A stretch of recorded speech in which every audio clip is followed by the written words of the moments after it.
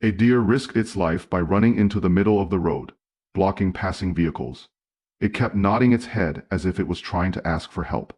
Faced with such a large wild animal, no driver dared to approach easily. The deer looked extremely anxious and kept calling out loudly as if it was desperate. Just when it seemed hopeless, a passing family noticed the deer. The deer quickly approached their car, stuck its head inside the window, and then ran toward the distance while calling out, as if asking them to follow.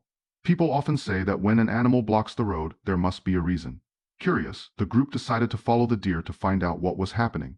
They walked through the forest and arrived at a pond. There they discovered two other deer trapped in the mud. Only then did they realize that the deer blocking the road had been asking for help to rescue its companions. The people quickly took ropes from the car, looped them around the antlers, and began pulling.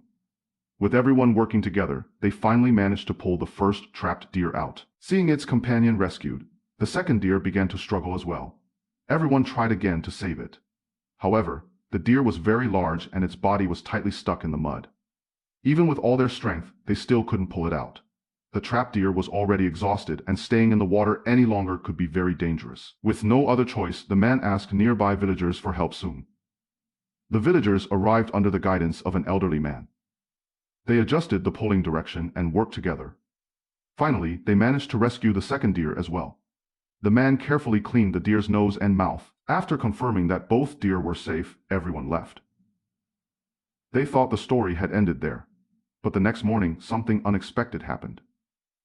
The deer that had blocked the road to ask for help appeared in the man's yard. It didn't eat or drink.